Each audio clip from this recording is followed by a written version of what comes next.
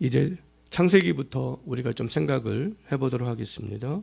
이제 하나님의 구속 협약이 이제 창조를 통하여서 이 표현되어지는 것들을 알 수가 있어요. 그래서 하나님께서 창세기 1장과 2장에서 온 세상 만물을 창조하셨잖아요. 근데 이 창조하실 때 특징이 있습니다. 특징의 첫 번째는 하나님께서 창조하실 때 이 세상을 질서정연하게 창조했다라는 것이죠. 또 두 번째는 인간 중심으로 창조했다라는 겁니다. 하나님께서 이 세상을 창조할 때 첫날부터 여섯째 날까지 아주 질서정연하게 창조하셨어요. 하나님께서 말씀으로 모든 만물을 다 질서 있게 창조하셨는데, 질서 있게 창조하실 때 특징이 있습니다. 특징은 이 두 단어가 대칭을 이루고 있는데, 하나는 형성하는 거예요. 세상을 형성하는 거. 다른 한 가지는 세상을 형성한 것에 대해서 하나님께서 채워 넣으시는 것. 그래서 이 첫날부터 여섯째 날까지는 형성과 채움의 대칭으로 되어 있다는 것을 알 수 있습니다. 첫째 날과 둘째 날과 셋째 날은 형성하는 거예요. 넷째 날과 다섯째 날과 여섯째 날은 형성한 것에 채워 넣으시는 거죠. 그래서 첫째 날 하나님께서 어둠과 빛을 형성하십니다. 어둠과 빛을 딱 형성하세요. 그래서 넷째 날은 하늘의 광명체로 채워 넣으시죠. 해, 달, 별로 창조하셔서 채워 넣으시는 것을 볼 수 있습니다. 또 둘째 날은 넓은 궁창과 물을 형성해요. 그래서 다섯째 날은 그것을 채워 넣습니다. 공중의 새로 바다의 물고기로 하나님께서 그 피조물들을 창조해서 채워 넣으시죠. 셋째 날은 바다와 육지와 또 채소 등을 형성하십니다. 그래서 여섯째 날은 육지 동물로 채우시고 인간으로 채우시는 것을 볼 수 있어요. 그래서 하나님의 창조는 이렇게 질서정연한데 형성하시고 채우시고 그런 형태로 되어져 있다는 것들을 알 수가 있습니다. 하나님께서 이렇게 질서정연하게 다 창조하신 이후에 이제 창조의 마지막 날, 일곱째 날 이제 모든 것들을 다 완성하신 다음에 뭐 하십니까? 안식하시죠. 쉬십니다. 그래서 일곱째 날을 거룩한 날로 하나님께서 구별하시죠. 이 날은 안식하는 날이다. 이 날을 기억해야 된다. 그래서 하나님께서 이렇게 질서정연하게 창조합니다. 자, 이제 두 번째 특징이 뭐라고 했습니까? 인간 중심으로 창조하는 거잖아요. 인간 중심으로 창조했다라는 것들을 몇 가지 특징으로 알 수가 있는데요. 첫 번째는 하나님께서 인간을 맨 처음에 창조하지 않으시고 맨 마지막에 창조하셨잖아요. 왜 하나님께서 맨 마지막에 창조하셨겠어요? 인간이 살아가기에 가장 모든 적합한 모든 환경을 다 만들어 놓으셨던 것이죠. 인간이 살아가기에 적합한 모든 환경을 다 만들어 놓으신 이후에 인간을 가장 마지막에 만드셨던 거예요. 인간을 첫날 만드셨다면 뭐 살아갈 수가 있겠습니까? 그래서 하나님께서는 인간 중심으로 창조했다라는 것을 인간이 마지막 날 창조함을 통해서 알 수 있고요.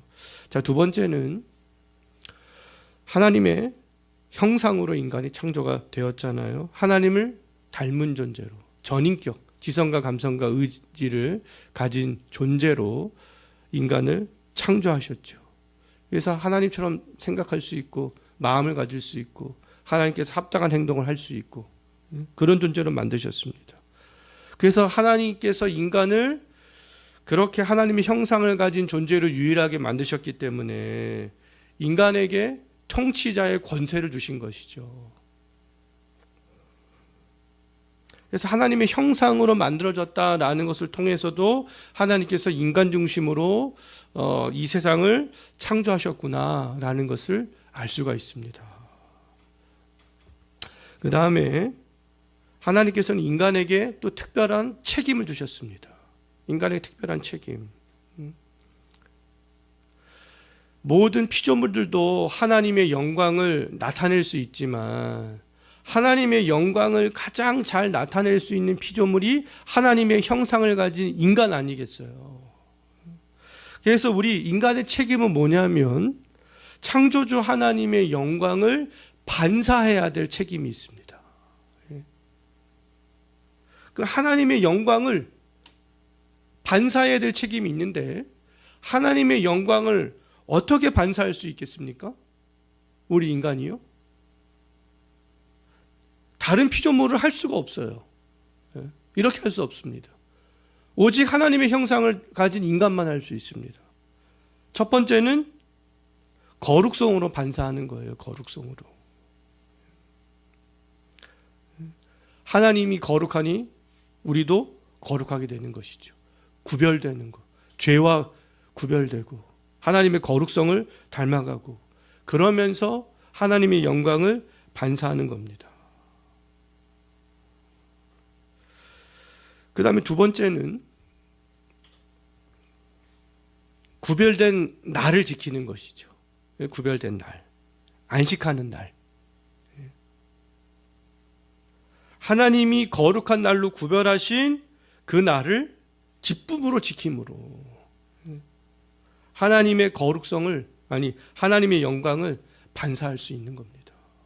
그래서 지금 우리가 주일을 거룩한 날로 지키잖아요. 이 날은 하나님의 영광을 반사하는 날이에요. 우리가 예배를 드리면서 성도와 교제하면서 반사하는 날이죠. 근데 우리가 이 주일을 제대로 지키지 않으면 하나님의 영광을 반사할 수 있겠습니까? 세상에 나타낼 수가 없는 것이죠. 하나님의 거룩성과 이 주일을 지키는 것은 그래서 굉장히 중요한 날이 되겠습니다.